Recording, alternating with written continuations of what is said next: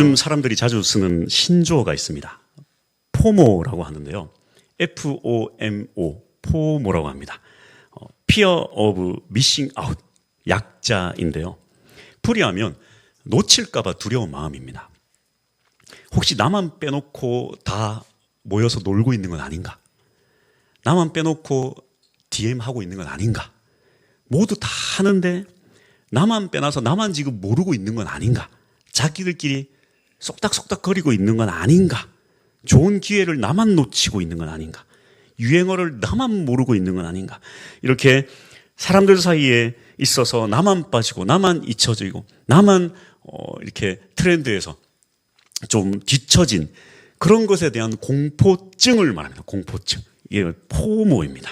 그래서 이 포모의 뿌리는 누군가가 계속 비교하는 것이고 또 그 끝에는 이 존재의 불안이 있어요. 그래서 이 포모의 두려움이 조금 깊어지다 보면 무서운 모습으로 변질되는데요. 남들이 경험하고 생각하는 것을 놓치고 싶지 않고 그렇게 늘 남의 시선을 따라 살아가기 시작하면 결국 진짜 내 모습이 아니라 남들과 비교해도 손색이 없는 나, 그런 사람으로 보이기 위해 연기하는 삶을 살아간다고 합니다. 이것을 한 단어로 말하자면 위선이라고 합니다. 이 위선이라는 단어의 어원은 헬라어로 휘포크리테스라고 하는데요. 즉 무대 위의 배우라고 합니다. 고대 그리스 연극에서는 한 배우가 여러 역할을 맡았는데 그때마다 이 가면 쓰고 저 가면 쓰고 그렇게 가면을 바꿔가면서 다른 사람을 연기를 했습니다. 그렇게 가면을 갈아 끼우면서 연기하는 사람을 휘포크리테스라 불렀습니다. 바로 예수님께서 복음서에서 무려 17번이나 사용한 단어예요. 바로 바리새인들에게 외쳤던 이 외식하는 자들아가 바로 이 휘포크리테스입니다. 가면을 쓰고 연기하며 살아가는 위선자들아라는 의미입니다. 그래서 C.S. 루이스는 이런 위선적인 삶을 이렇게 경고하죠. 가면은 결국 내 얼굴을 갉아먹는다. 오늘 본문의 주인공이 바로 이러한 사람들이에요. 그들의 문제는 바로 여기에 있습니다.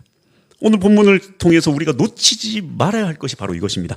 너무 쉽게 이 가벼운 죄로 여기거나 죄가 아니라고 생각할 수 있지만 우리 인생을 통째로 갉아먹을 수도 있는 무서운 습관, 바로 이 위선이고 가면입니다.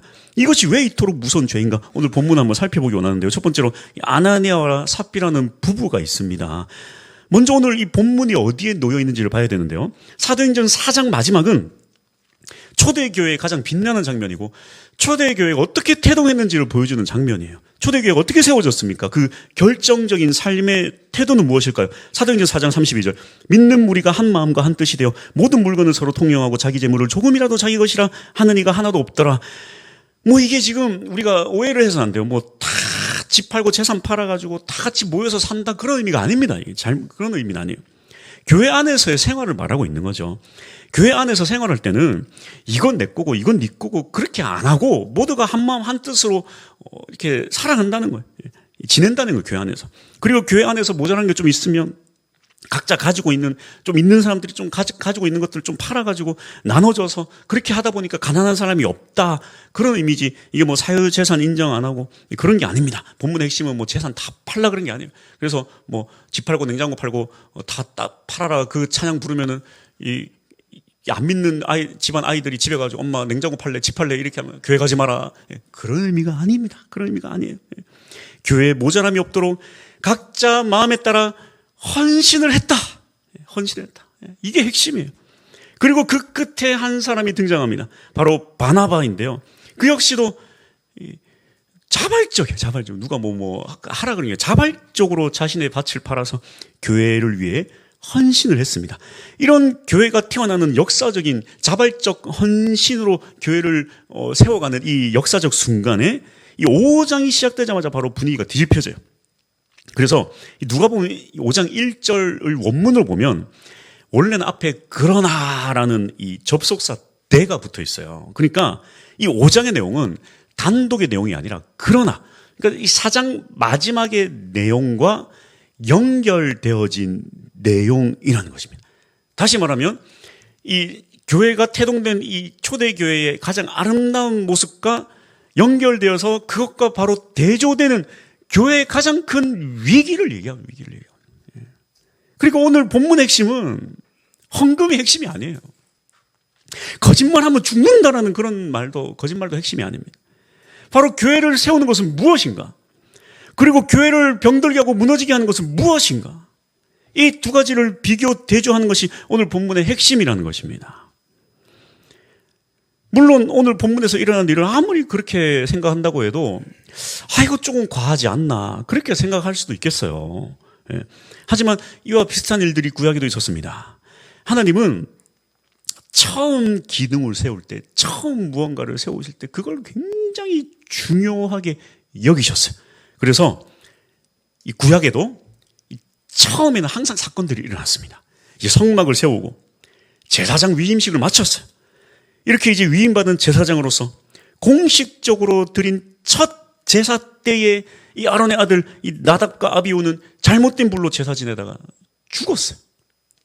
또 가나안 입성 후에 첫 번째 전쟁인 이 첫 번째 정복, 이 여리고성을 정복한 이후에 욕심의 정신이 팔려서 이 아간이 죽었습니다. 그래서 하나님은 언제나 첫 기둥을 세우실 때 그 기둥의 기초가 흔들리는 것을 가만두지 않으셨어요. 보여주는 것입니다. 이건 안 된다, 이건 안 된다. 예배 때도 이건 안 되고 하나님 나라를 세울 때도 이건 안 된다. 보여주고 계셨어요. 그래서 칼빈도 이 사도행전 주석에서 오늘 본문을 뭐라고 하는가? 교회의 첫 기둥을 세우시는 하나님의 거룩한 외과 수술이다. 그렇게 표현을 했습니다.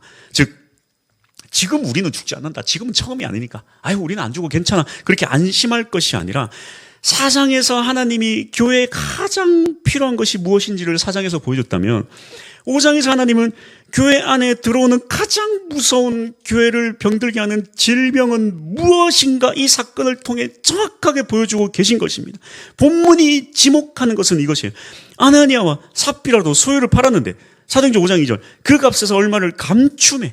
이 감춤에 이게 결정적인 단어입니다. 이 헬라어 단어가 구약 히브리 성경을 이 헬라어로 번역한 70인역에서 아간이 여리고성 물건을 훔친 후에 감추었다라는 이 단어와 똑같은 단어예요. 그러니까 누가는 이 단어를 통해서 이 아나니아와 삽비라의 사건은 바로 신약의 아간 사건이다 선언하는 거예요.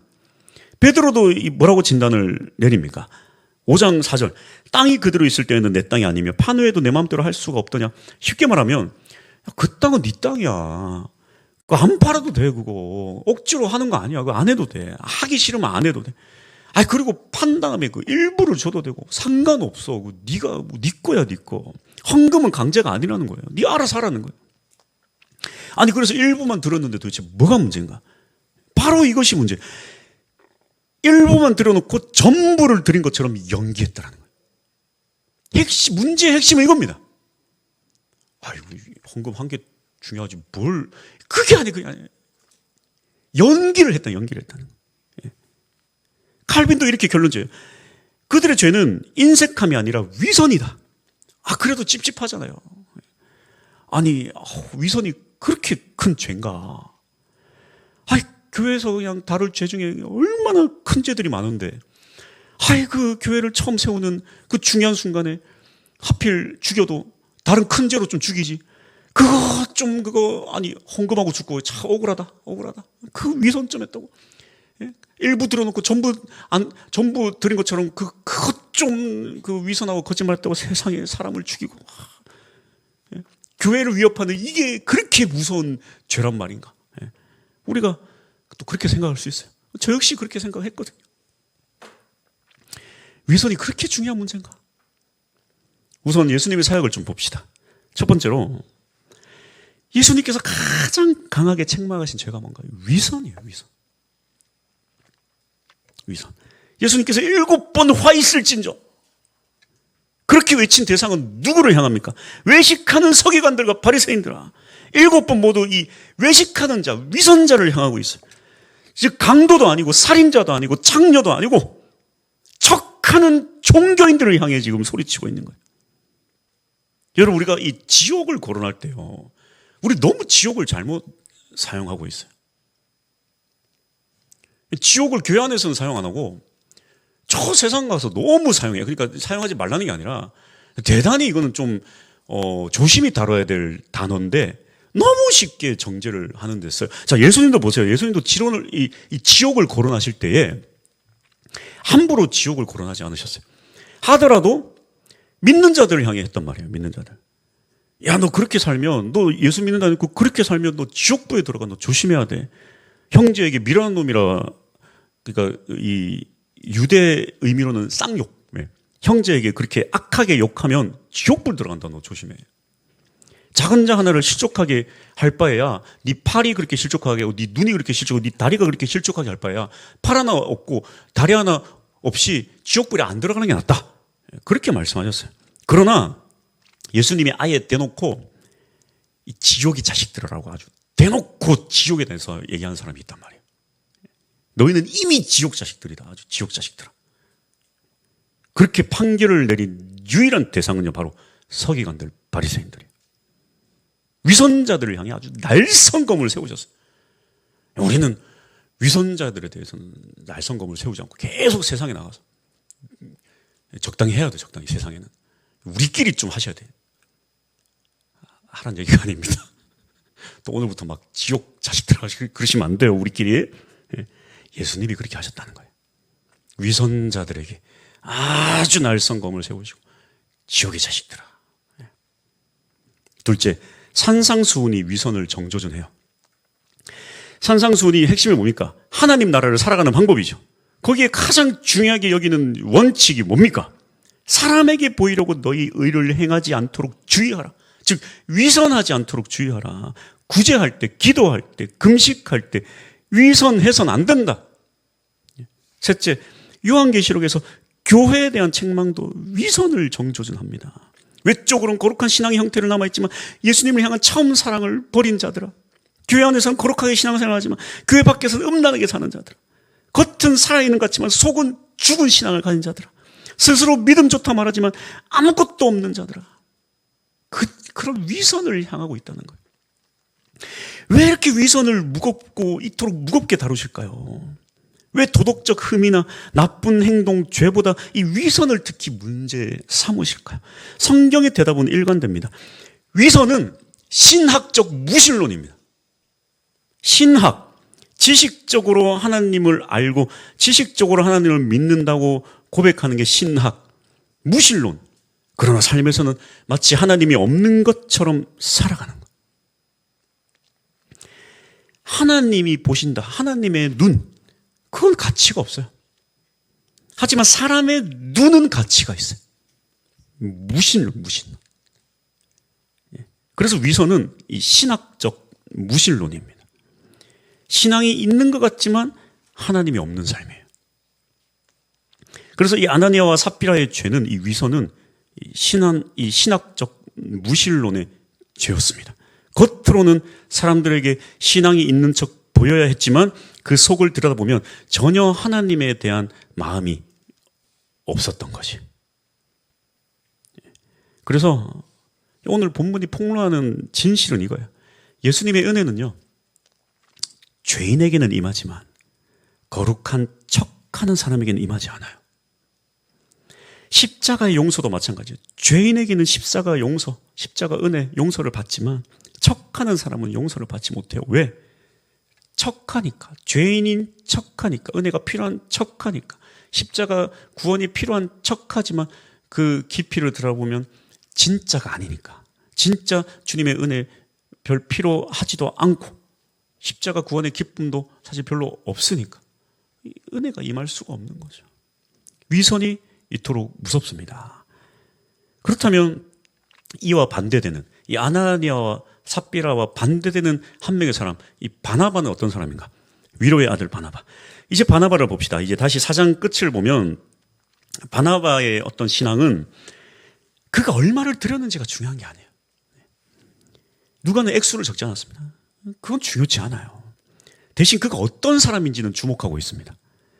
사실 우리는 이제 바나바 하면은 이름이 바나바인 줄 아는데 사실 별명입니다. 원래 이름은 요셉이에요. 요셉. 근데 사도들이 별명을 지어줬어요. 바나바. 바는 누구는 아들. 나바. 위로의 아들. 근데 아들은 별 의미가 없어. 그냥 그때 당시 유행어입니다. 야, 너 뭐 잘하네 하면 찬양 잘하네. 야, 찬양의 아들. 야, 찬양의 딸. 뭐 이런 의미예요. 그냥 위로자라는 뜻이에요. 위로자. 예. 아들 뒤에 붙은 거 의미가 없어요. 위로자. 그래서 이 위로자라는 의미가 헬라어로 이 파라클레시스인데 보혜사 성령이 파라클레토스예요. 즉 같은 뿌리입니다. 위로자와 성령은 같은 뿌리예요. 그러니까 이 바나바의 이 위로자라는 의미는 돕는 자, 곁에서 이렇게 세워주는 자. 근데 단순히 이 위로가 토닥여주는 정도가 아니라 막 발벗고 나서서 돕고 지켜 세워주고 그런 걸 얘기하는 거예요.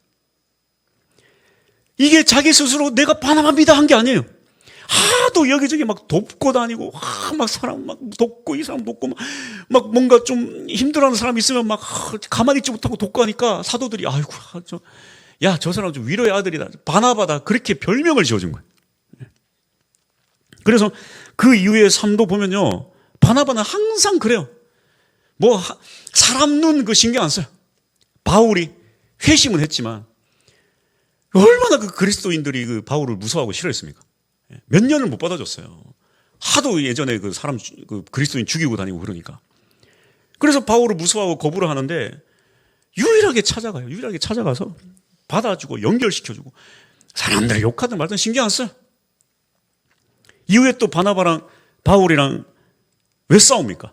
1차 전도 여행 때 마가가 도망을 쳐요. 힘들어가지고. 어린 나이다 보니까. 이때 이제 2차 때는 이제 그래도 마가가 그때는 어리니까 데리고 가자.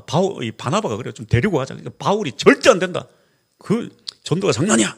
그 둘이 싸웁니다. 바울은 그냥 딱 잘라서 마가는 안 돼. 하지만 바나바는 그래도 세워줘야지. 그래도 세워줘야지. 마가 데려가자.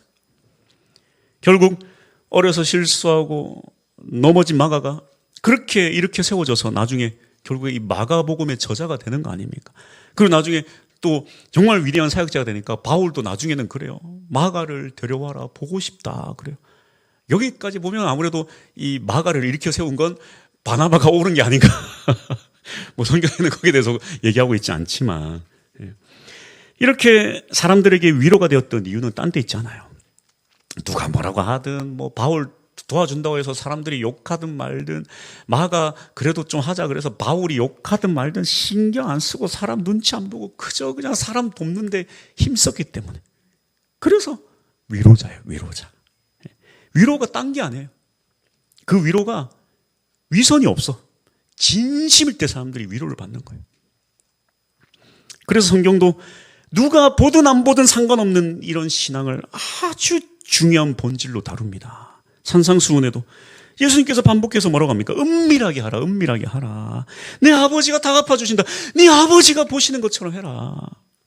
구제도 기도도 모든 행동도 아버지가 보신다. 은밀하게 해라. 그래서 예수님이 심판하시는 이 심판의 풍경을 보십시오. 마태복음 25장에서 양과 염소를 나눌 때 너희가 내게 먹을 것을 주고 목마를 때 마시게도 했고 나를 영접했고 나에게 옷도 입혀줬고 내가 병들 때 나를 돌아봐줬고 내가 갇혔을 때 나를 찾아왔다 너희가. 그랬더니 의인들이 깜짝 놀라서 이렇게 묻습니다. 마태복음 25장 37절. 이에 의인들이 대답하여 이르되 주여 우리가 어느 때에 주께서 줄이신 것을 보고 음식을 대접하였으며 목마르신 것을 보고 마시게 하였나이까. 우리가 언제 그렇게 했습니까? 이들이 자기가 한 일조차 기억을 못해요. 왜? 너무 작은 일이라서. 너무 일상적인 일이라서. 아무도 몰라요. 자기조차도 몰랐고 다른 사람들도 몰라요. 그게 뭐 칭찬받을 일이라고. 그게 무슨 칭찬받을 일이라고. 응? 그러나 예수님께서 말씀하신 거예요. 아무도 몰랐지만 나는 알고 있었다. 그들에게 했던 것이 내게 했던 것이다. 너희는 그게 전혀 기억조차 못할 정도로 작은 일이라 생각했겠지만 나에게 너무 큰 일이었다. 이겁니다. 다 보고 계시고 다 알고 계시고 그걸 중요하게 여기신다. 이게 바로 믿음이라는 것입니다. 코람데오라는 말이 있어요. 코람데오. 이 종교개혁자들이 사랑했던 라틴어입니다. 하나님 앞에서라는 뜻이에요. 종교개혁의 가장 큰 이유도 이거 아닙니까? 그냥 사람, 의식, 종교의식. 아주 종교의식에 쩔어 있고 그냥 사람이 중요하고 하니까 제발 좀 우리 사람이 아니라 좀 하나님 앞에 좀 서자. 하나님 앞에 좀 서보자. 그래서 이 코람데오를 사랑했어요. 이 단어를. 골로새서 3장 23절. 무슨 일 하든지 마음을 다해 죽게 하듯 하고 사람에게 하듯 하지 말라. 사람을 무시하라는 얘기가 아닙니다. 사람 눈치에 인생을 탁 걸지 말라는 거예요. 그래서 진정한 신앙은 거창한 게 아니에요. 위선이 바로 하찮은 것도 거창하게 부풀리는 게 위선이죠. 그러나 위로는 나를 낮추고 남을 세우기 때문에 하찮은 거예요. 코람데오는 하나님 외에는 아무도 몰라줄 때가 많아서 그것도 하찮아요. 그래서 진정한 신앙은 대부분 이 하찮아 보이는 것들 속에 숨어 있습니다. 우린 너무 성공신학에 젖어 있어요. 아니라고 해도 이게 잘 깔려 있어요. 예수 믿으면 잘 돼야 돼요. 예수 믿으면 공부 안 해도 시험 잘 나와야 돼요. 뭔가 좀 일이 잘 풀려야 돼요. 저도 그래요, 저도. 막 기도해 줬는데, 몸이 아프다 해서 기도해 줬는데 더 아프면 힘들어요, 저도. 그래서 우리 그 전용관 집사님 이렇게 뭐 장사하시는데 가가지고 기도했더니 장사가 더 안 돼. 나도 저도 시험 든다고 저도. 난 목사가 무슨 무능력의 끝인가 막 그래요. 우리는 그런 거에 좀 젖어 어쩔 수가 없어. 그 차 샀다고 기도해줬더니 사고 나고 막 골치 아파요, 저한테. 이런 거에 젖어 있단 말이에요. 근데 그런 거 전공은 무당들입니다. 그돈 돈 주고 지들이 하라는 거 다 해주면 여러분 반드시 성공시켜준다고 아주 그냥 반드시 성공을 보장하는 게 무당들. 교회도 그렇지 않아요. 목사는 성공시켜줄 능력이 없는 사람입니다. 오히려 코람데오는 실패의 삶이에요. 사람에게 잘 보이지 말라는데 아첨하지 말고 뇌물 주지 말고 그러다 진급도 안 되고 실패하고 망할 수도 있는데 남들 시험 기간에 도서관에도 공부하는데 주일날 교회라고 그러고 실패의 표본이에요. 실패의 표본. 여러분 우리가 축복을 거절하라는 게 아니에요. 뭐 축복을 저주화하라는 게 아닙니다. 하지만 우리가 살다 보면 주님 때문에 하찮아지고 주님 때문에 좀 손해보고 주님 때문에 실패해도 그거를 그렇게 치명적으로 받아들일 필요가 없다는 거예요. 그게 막 내 인생의 전부. 그렇게 되면 위선적 신앙생활 할 수밖에 없다는 것입니다. 코람데오로 인해 손해보고 내 가치가 하락하고 그래도 주님 안에서 넉넉함을 유지하는 삶을 살아가는 것입니다. 결론입니다. 포모, FOMO, Fear of Missing Out. 놓칠까봐 두려운 마음. 요즘 젊은 친구들이 제일 두려워하는 거예요. 카카오톡 왕따. 이제 젊은 친구들 카카오톡 안 하니까 DM 왕따. 제일 무서워요. 나만 빼놓고. 남들의 눈, 남들의 시선. 나를 어떻게 생각하는가? 왜 나만 빠뜨렸는가? 나만 왕따인가? 그런 것들이 너무 중요한 마음이에요. 남이 중요한 시선. 남 시선이 중요한 것. 그러나 이것의 반대말이 있어요. 바로 조모입니다. 조모. J-O-M-O. Joy of Missing Out. 직역하면 놓치는 것의 기쁨. 놓치는 기쁨. 뭐 놓치면 어때? 뭐 DM에 나를 초대 안 하면 어때? 우리 학생회 선생님들은 다 거절 버튼 눌려져 있거든요. 애들 전화하면 전화를 안 받아. 안 받는 게 아니라 거절되어 있어. 거절되어 있어. 학생회 선생님들 대체적으로 거절 버튼 눌려져 있습니다. 그럼 어때? 그럼 어때? 유행 아니면 어때? 누가 뭐 안 보면 어때? 그리스도인들은 척할 필요가 없는 사람들입니다. 왜? 우리 주님께서 우리를 다 알고 계시기 때문에. 사실 이 척하는 신앙은 목회자들이 여기에 가장 해당 사항들이 제일 많아요. 사실이에요. 물론 목사가 맨날 난 믿음 없다, 난 문제 많다, 굳이 물어보지도 않았는데 과거까지 다 끄집어내가지고 나는 엉망진창이다 할 필요는 없지만 그래도 믿음 좋아야 한다는 이 강박에 살아가는 건 맞아요. 이 설교권이 있다는 이유 하나만으로 삶이 그렇지 않음에도 불구하고 믿음 좋은 척 연기하며 살아간단 말이에요. 맞아요. 아무리 어쩔 수 없다. 이걸 좀 이렇게 좀 타협해 보려고 해도 이 위선에서 자유롭지 않습니다. 그래서 괜히 월요일 날 설교 준비를 다 해놓고 왜 이런 본문을 선택했나? 엎으려고 그랬어요. 내가 걸리니까. 내가 제일 걸려요. 내가 걸리는데 이걸 어떻게 요리조리 피해서 목사 빼고 성도만 문제가 있는 걸로 결론을 낼 수 있을까? 그렇게 할 수 없잖아요. 그렇게 할 수 없잖아요. 이건 참 말씀이 어렵다. 말씀이 이해가 어려운 게 아니라 이건 정말 실천이 어렵다. 그래서 나름대로 방법들을 찾아봤습니다. 제가 어떻게 하면 이 위선에서 좀 자유로울 수 있을까? 그래서 한번 하나님께만큼은 좀 솔직해져 보자. 첫 번째로 제가 한 건 제가 한 거.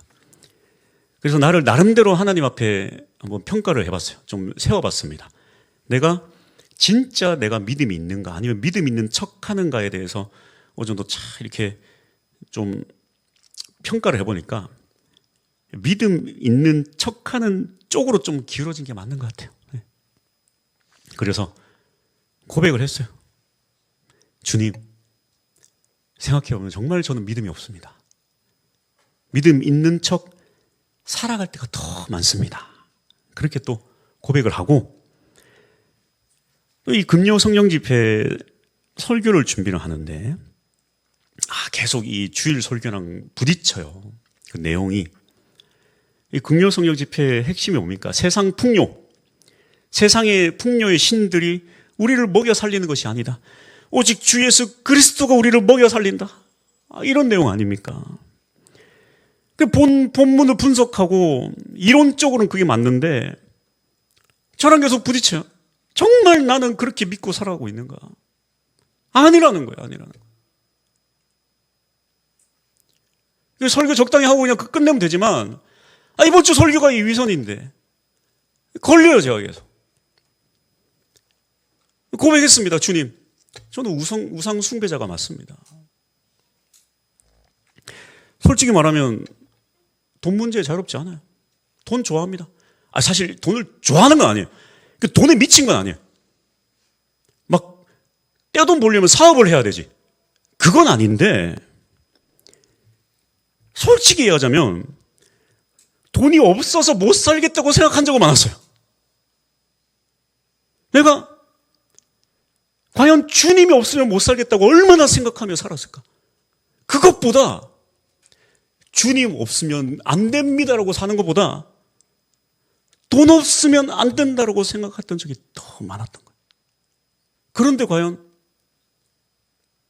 이 설교를 통해 세상 풍요의 신을 믿지 말고 예수를 믿어라.